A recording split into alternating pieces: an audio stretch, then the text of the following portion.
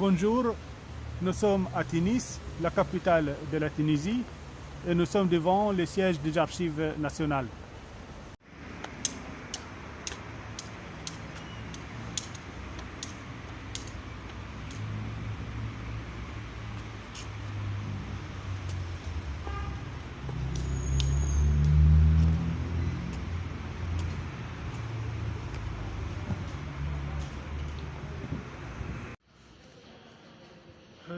Bienvenue à toutes et à tous. Je me présente, je suis Mabrouk Jbehi, je suis conseiller de recherche dans cet établissement. Je suis historien de formation.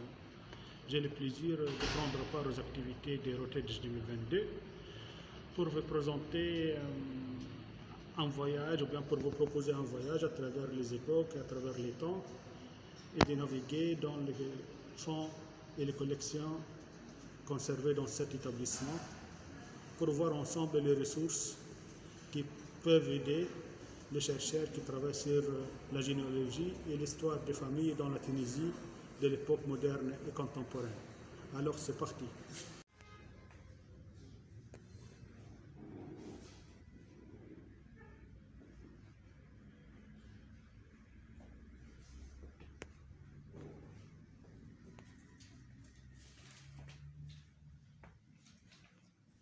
Voilà, donc nous sommes à la salle de lecture des Archives nationales et dans l'un des cabinets mis à la disposition des chercheurs.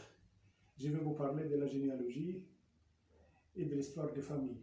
Vous savez tous que les études démographiques et généalogiques se sont beaucoup développées du point de vue des approches et des méthodes, et les chercheurs sont sans cesse à la quête de nouvelles ressources et de nouveaux documents.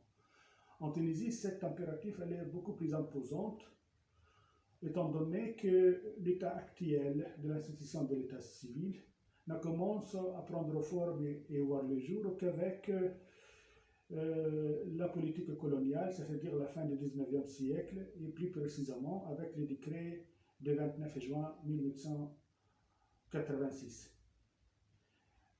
Et avant cette période, c'est-à-dire la période antérieure à 1881, antérieure à la colonisation, les chercheurs qui se spécialisent dans la généalogie et l'histoire des familles doivent faire feu de tout bois. Et comme s'annonce dans l'intitulé de ma présentation, de Shajara, c'est-à-dire l'arbre généalogique au livret de famille, donc c'est toute une histoire d'accumulation et de documents qu'on va essayer de esquisser à travers cette présentation. Comme tout pays de l'islam, la Tunisie a vu le développement d'une tradition généalogiste à l'époque, c'est la Shajara, c'est-à-dire les arbres généalogiques, ou bien les Hujja, ce sont des certificats officiels attribués par les pouvoirs pour reconnaître la descendance chérifienne de quelques familles de la grande notabilité. On en trouve quelques exemples de cette documentation qui remontent jusqu'au XVIIIe, voire même parfois jusqu'au XVIIe. Entre mes mains, j'ai un exemple. Ça c'est un Hujja. Oui, exactement. L'original, elle est un peu fatiguée, donc pour ne pas l'épuiser, donc on a voulu faire des prises à travers des microfilms et les tirer sur papier. C'est un document qui date de la fin du XVIIIe siècle, de l'année 1769, et dans laquelle la famille de Benayed, une famille de grands notables, de grands commerçants, originale de l'île de Djerba, qui a pu avoir un document officiel dans lequel on lui reconnaît leur descendance au prophète, ou bien la ressemblance au prophète, c'est-à-dire Hujjat Ithbat Nasab, certificat de reconnaissance de l'ascendance chérifienne. Et dans ce document, on trouve les traces de cette Hujja, comme vous voulez, donc il y a d'autres reprises, et donc ça a été tout enrôlé. Donc sur lesquels il porte le tampon de quelques cadis au Caire, installés au Caire et dans d'autres cités de l'Empire ottoman. Et cette hujja, elle est reconnue par les autorités religieuses de la ville de Tunis. Et on trouve donc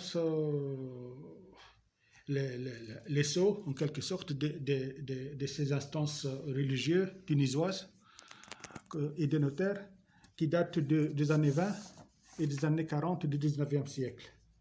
Bon, les chercheurs, donc, avec des documents de ce genre, donc ce sont des documents qui ne touchent pas à l'ensemble de la population, donc ce n'est pas l'ensemble de la population qui peut avoir ce genre de documents. Et en plus, donc, on a affaire à des réalités plutôt fictionnelles et inventées que des choses réelles et sociales, parce que ça fait partie de la stratégie sociale. Et donc, c'est ça. Mais les fonds de commentaires des archives nationales, ils gardent encore d'autres genres de documents. Et ces documents dans lesquels on peut faire un effort de recherche pour en quelque sorte essayer de glaner quelques informations concernant les familles. Et la famille la plus importante à l'époque, c'était la famille régnante. Dans ce dossier de la série historique, vous le voyez. Donc, ça ce sont des documents dans lesquels on trouve les actes de mariage des membres de la famille régnante, la famille baylicale, avec d'autres inventaires de dépenses lors des mariages. Et parfois on trouve des documents qui datent du XVIIIe siècle, dans lesquels donc, on mentionne les noms des deux parties, donc les princes, tel prince s'est marié à la fille de telle famille de notables tunisois. Donc, toujours, donc, ce sont des documents de genre élitiste. Et pour l'ensemble de la société, il faut chercher une autre voie dans une autre genre de documents. Ce sont surtout le recensement dressé pour des objectifs fiscaux. On appelle à l'époque l'Uzman. Donc l'essentiel de la collection précoloniale que nous conservons aux archives nationales sont constitués par des documents de ce genre. Ce sont des Uzman, des registres.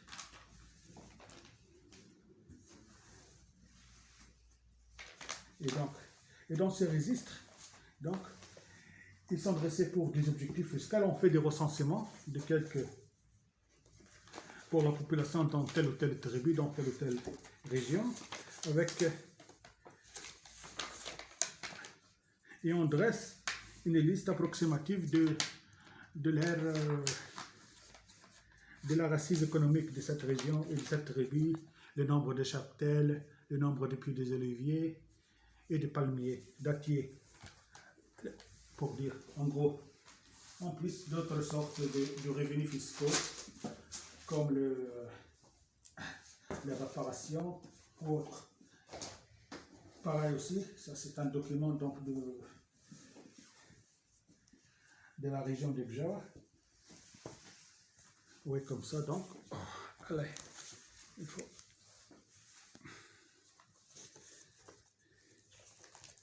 Oui.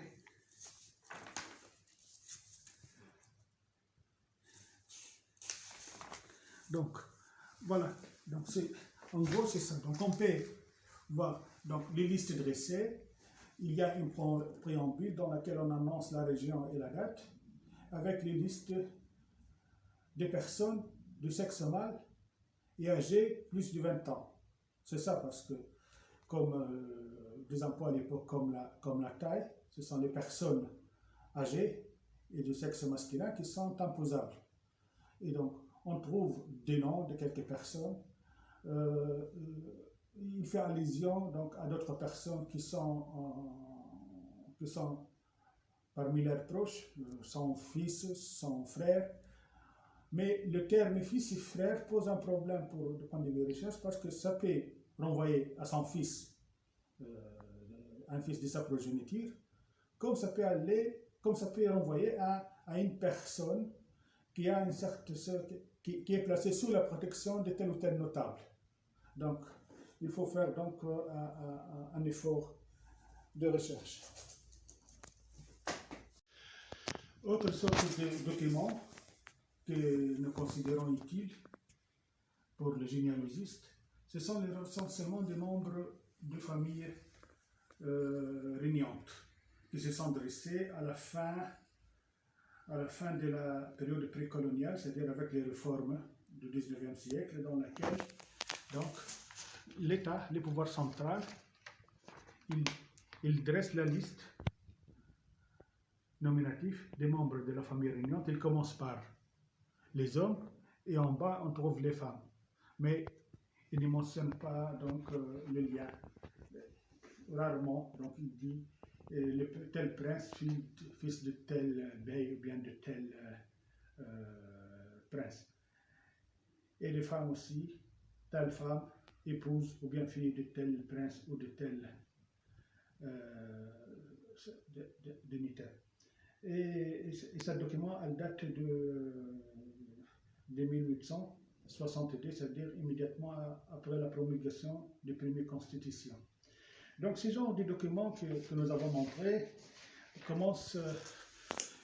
Il y avait des collègues parmi les chercheurs qui ont commencé donc à travailler sur ces fonds documentaires. À titre d'exemple, il y a cette thèse de notre collègue Ami Kalandar de l'université New Jersey sur la famille hussainite. Et donc, et notre collègue a travaillé sur les fonds des actes de mariage de la famille régnante, donc à la Treste. Alors, pour les gens donc, des couches moyennes, donc, on dispose d'autres sortes de documents.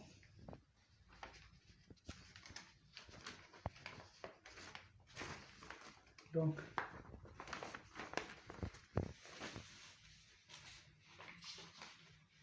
voilà, je m'organise un peu. Et voilà. Donc, ça c'est on a pris, donc ce sont des prises de photos d'un acte de mariage de la région d'El Kef à la date de 1878. Et donc, c'est un acte, dans cet acte, donc, on trouve un accord entre deux personnes dans lequel ils valident les fiançailles et le mariage de leurs fils respectifs. Donc, Salim, fils d'un certain cheikh de la tribu de Ouargha, de la région d'El Kef, et la fille d'un certain cheikh de la tribu Aoulad Eshil, de la même région. Donc, il donne donc, on trouve donc les noms des pères, les noms des fils, les noms de la fiancée et de son père. Donc, ce sont des ressources. Donc, c'est du Kef 1800. Et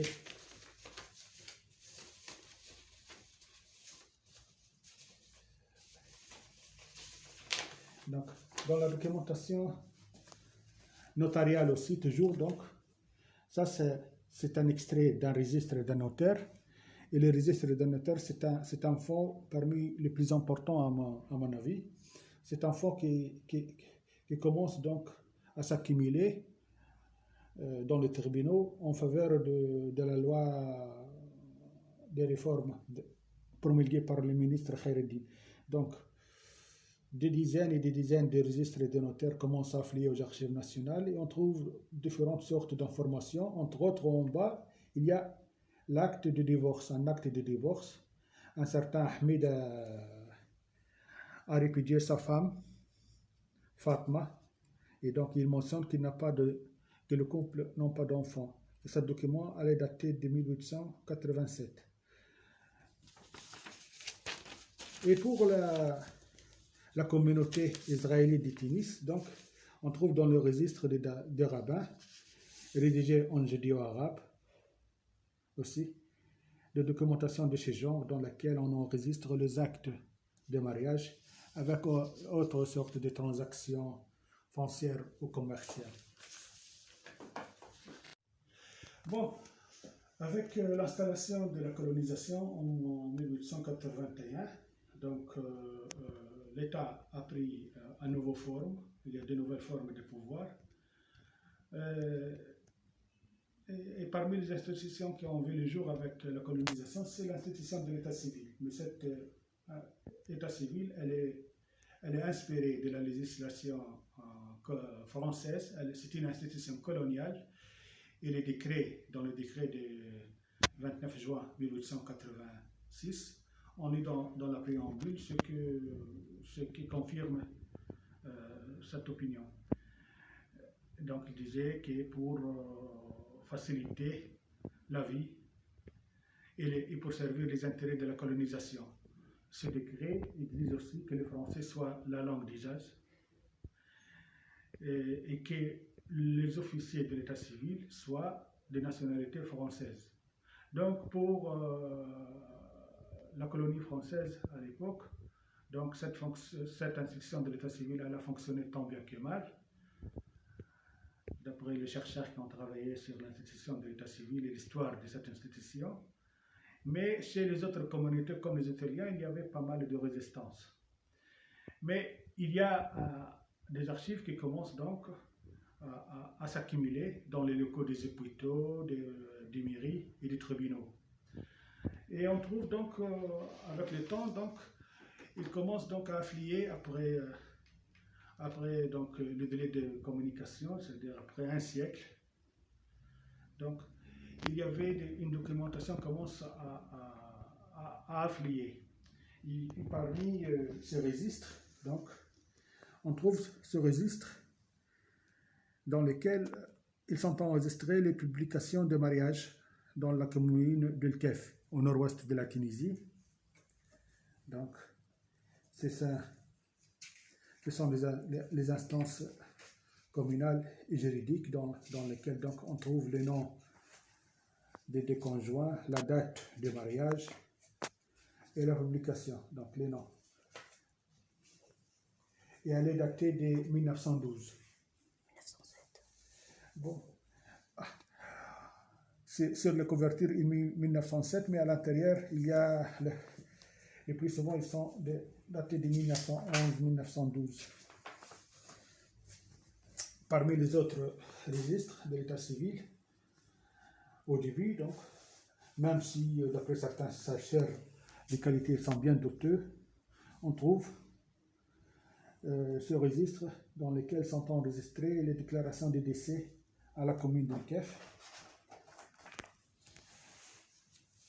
Donc, on trouve à la fin du registre une table alphabétique dans laquelle les différents événements de décès survenus.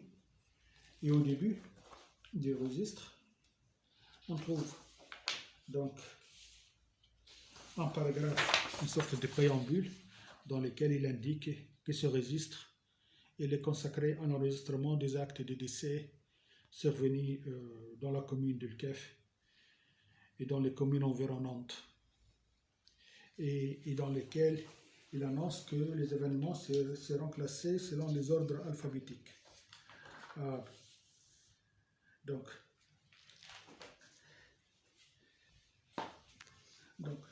Et cette institution de l'état civil, elle a commencé à concerner la majorité de la population tunisienne, c'est-à-dire la population autochtone tunisienne, qu'avec le décret de 1908 qui impose à l'ensemble de la population, y compris les musulmans et ceux qui sont de confession israélite, à enregistrer leur naissance et leur décès. Mais donc il fallait un peu de temps pour que la population, donc, cette pratique commence à se mettre en route. Et parmi les autres, on va voir d'autres sortes de registres.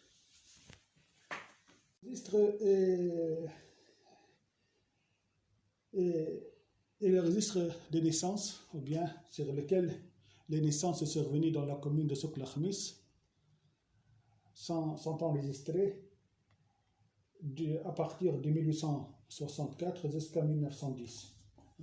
C'est ce qui est indiqué sur la couverture. À l'intérieur, la première naissance,